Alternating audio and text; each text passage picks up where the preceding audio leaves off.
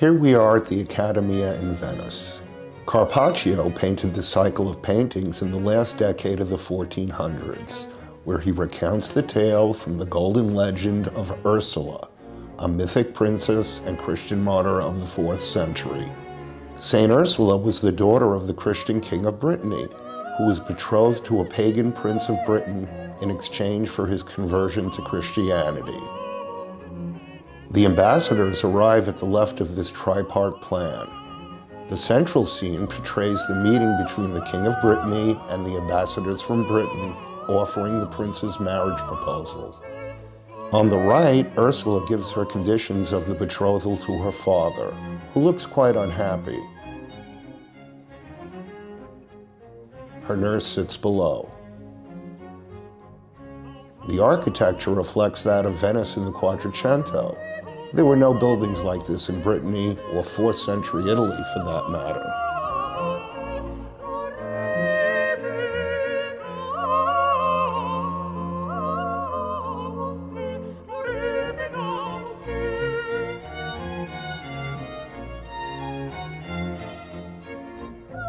Here the ambassadors depart with the news of the King of Britain's acceptance of the match as a scribe writes a letter to that effect.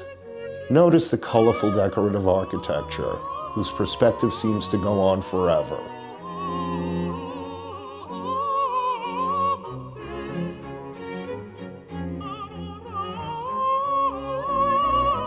On their return to Britain, the ambassadors inform the king, who is seated on his throne in a pavilion, of Ursula's conditions for her marriage to Aetherius.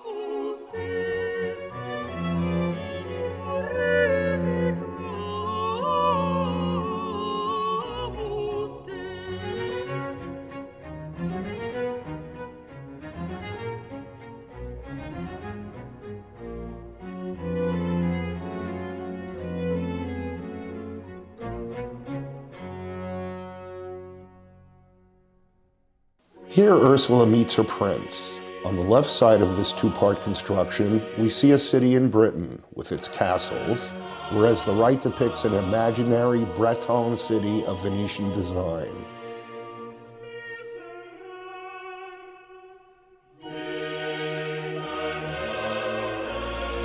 Aetherius, the prince, bidding farewell, shakes hands with his father.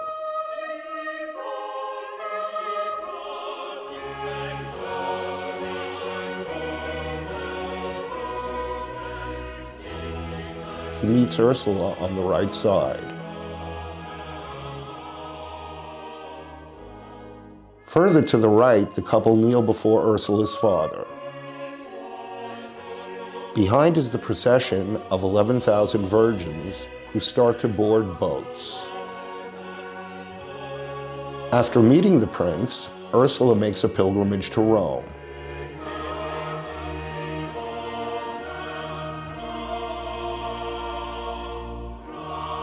You can clearly make out Castle Sant'Angelo in the background. She travels with her 10 handmaidens. She and each of them bring along 1,000 virgins. How many ships this must have taken is anyone's guess, since Columbus only brought 90 men on his 3 ships bound for America.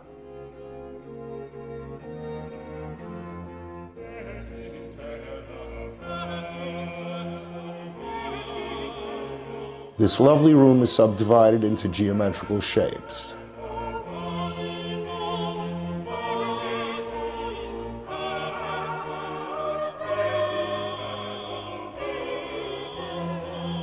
While Ursula sleeps, an angel enters the room bringing the news of her upcoming martyrdom, carrying its symbol, a palm leaf.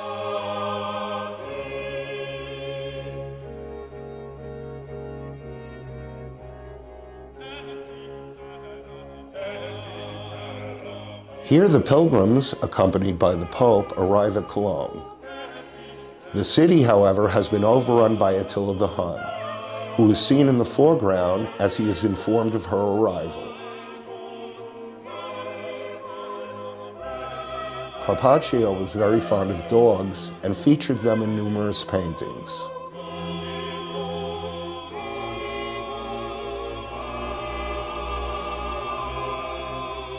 Here on the left is the martyrdom of St Ursula and her following of 11,000 virgins. On the right, her funeral. Ursula is shot in the head by one of the Huns, who were also the main enemy of Venice at the time of this painting.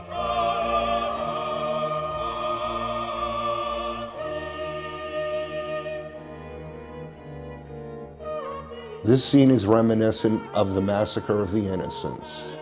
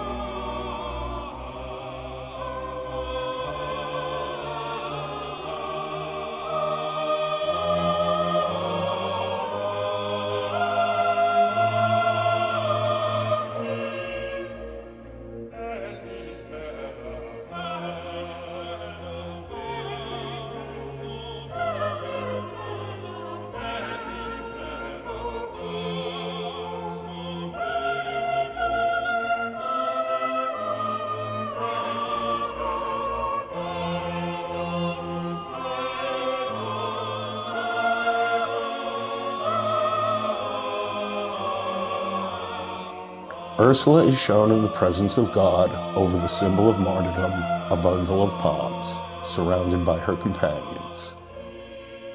The nature of Ursula's story and the legendary status of her character has caused her role in the history to be downplayed significantly. St. Ursula's feast day in the Catholic tradition is October 21st, but she was officially removed from the general calendar of saints in 1969.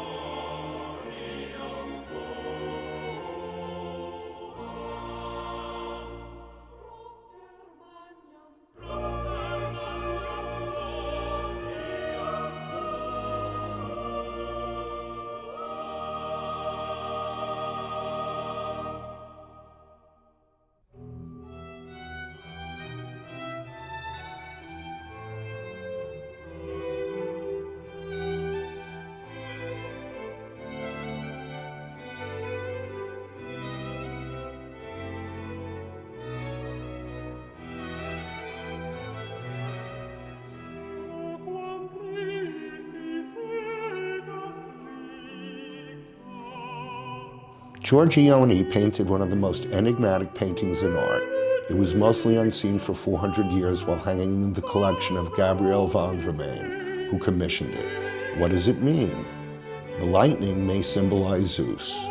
According to Homer, Demeter, the goddess of fertility, meets a handsome man at a wedding and has a baby with him. Zeus killed the man with a thunderbolt for making love to a god. The broken column may refer to a life cut short. The crane, a symbol of vigilance in the background, is an attribute of Demeter. The baby, Plautus, was the god of wealth, something a wealthy man might wish to have hanging in his living room, warning that you had better pay attention. You never know when lightning may strike.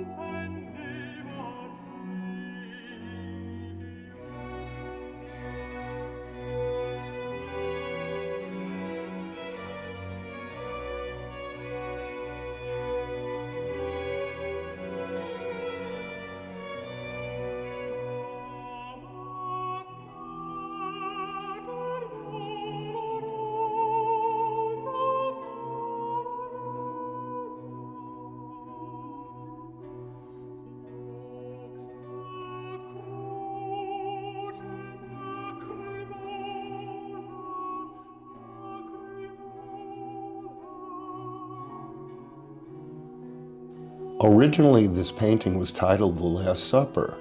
It was to replace The Last Supper by Titian, which was destroyed in a fire. However, the subject was changed by Veronese after his trial before the Inquisition in 1573, 3 months after the completion of the painting. The revised title refers to an episode in the Gospel according to St Luke, chapter 5, in which Jesus is invited to a banquet. Veronese was deemed in violation of the Council of Trent's rules and hauled before the Inquisition. Veronese stated that it was a large painting and could hold many figures. The artist's reasoning did not move the Holy Tribunal. Perhaps they objected to jesters and midgets being present at the Last Supper. The Holy Tribunal told him that he must change his painting within a 3-month period. He made one change: the title.